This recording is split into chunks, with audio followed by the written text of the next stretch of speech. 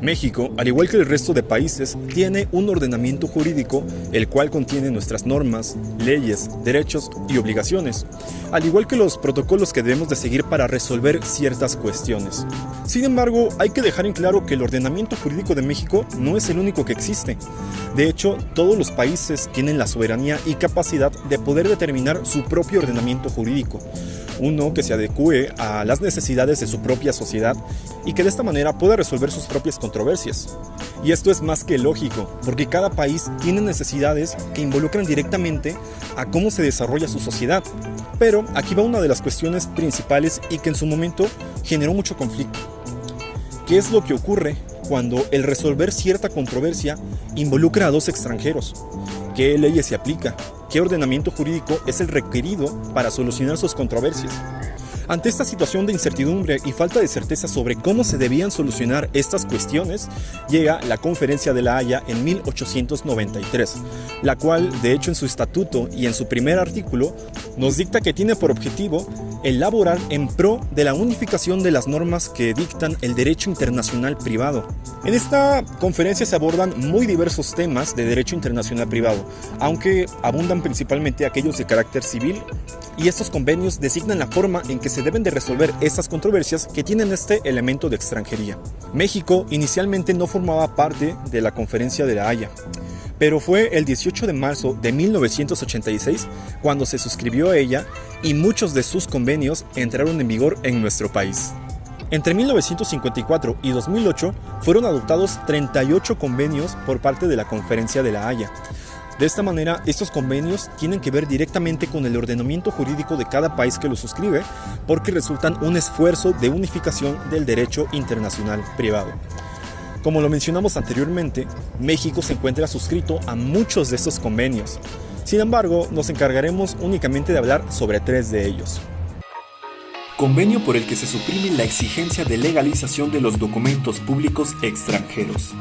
Es un tema de seguridad pública para todos los países el poder corroborar que los documentos que presenta un extranjero en su país sean legales, sean auténticos. Y de hecho, el proceso de poder corroborarlo, al menos en tiempos pasados, resultaba sumamente engorroso y complicado, y tomaba de hecho demasiado tiempo. Es por eso que el 5 de octubre de 1961, y en el marco de la Conferencia de La Haya, se decidió eliminar este proceso tradicional de legalización, con lo que se adoptaba un nuevo método que agilizaba muchísimo más el proceso. De esta forma, cuando entró en vigor este convenio, todos los países que la suscribieron para poder legalizar los documentos extranjeros, bastaba únicamente con el poder agregar una apostilla al documento en cuestión. Esta apostilla, al menos físicamente, consiste en una hoja que la autoridad competente estampa en la parte posterior del documento que se pretende legalizar, y de esta manera se le otorga legalidad sin pasar por todo el proceso anterior, que era muchísimo más complicado. Así, todos los documentos que pueden apostillarse mediante el Convenio de La Haya pueden ser tanto administrativos como judiciales. Convención sobre los aspectos civiles de la sustracción internacional de menores. La sustracción de menores es un delito grave en muchos países. Y de hecho, cuando este menor sale del país en donde tiene la residencia de custodia, se vuelve en un tema de derecho internacional privado que involucra más de un ordenamiento jurídico. Para poder agilizar los procesos de localización del menor, surge en el marco de la Conferencia de La Haya la Convención sobre los aspectos civiles de la sustracción de menores.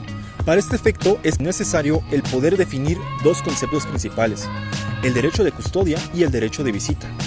El derecho de custodia consiste en el derecho que tiene una persona de poder determinar el lugar de residencia del menor y por lo tanto hacerse cargo de sus cuidados. Por su parte, el derecho de visita consiste en poder llevar al menor a un lugar fuera de su zona de residencia o de su zona de custodia, siempre y cuando exista un previo acuerdo por ambas partes. En el caso de que un menor haya sido sustraído de su zona de residencia y por lo tanto haya salido del país y se encuentre este elemento de extranjería, es cuando va a entrar en vigor este tratado. En el artículo 6 de esta convención nos habla de que se debe de establecer una autoridad central, la cual se tendrá que hacer cargo de todo el proceso tanto de investigación como de recuperación del menor. En el caso de México, esta autoridad central puede ser tanto la Secretaría de Relaciones Exteriores, la Dirección General de Protección y Asuntos Consulares y la Oficina de Derechos de Familia. Así, las autoridades centrales que hayan sido designadas para llevar el caso deberán tomar medidas que puedan localizar al menor, prevenir que sufra mayores daños, garantizar la restitución voluntaria, intercambiar información relativa a la situación social del menor, facilitar información general sobre la legislación estatal relativa a la aplicación de este convenio, incoar o facilitar la apertura de un procedimiento con el objeto de conseguir la restitución del menor y, en su caso, permitir la regulación o ejercicio efectivo del derecho de visita, conceder o facilitar la asistencia judicial y jurídica, garantizar la restitución del menor sin peligro y mantenerse mutuamente informadas sobre la aplicación de este convenio, eliminando sus obstáculos. Convención sobre la protección de menores y cooperación en materia de adopción internacional. La adopción de menores siempre resulta en un tema delicado y jurídicamente minucioso. Esto debido a que este proceso implica protocolos que puedan asegurarse de que aquellas personas que quieren adoptar al infante puedan otorgarle condiciones para un desarrollo integral. Nuestro país tiene ciertos protocolos establecidos. Sin embargo, cada país tiene un protocolo distinto para este proceso de adopción. Y el tema se complica cuando extranjeros pretenden adoptar a un menor que reside en otro país. Es entonces donde entra la Convención de La Haya sobre la protección de menores y cooperación en materia de adopción.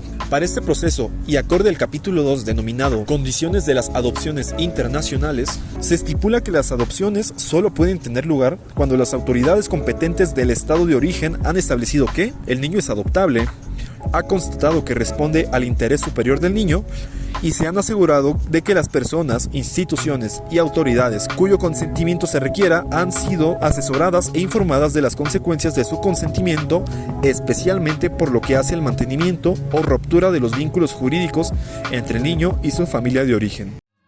Haber realizado este breve recorrido sobre lo que implica la Conferencia de La Haya y algunas de sus convenciones nos permite darnos cuenta de la influencia que puede tener el derecho internacional privado en nuestras vidas, particularmente si nos encontramos en alguna de estas situaciones que han sido legisladas y de las cuales podemos encontrar soluciones para dichos problemas.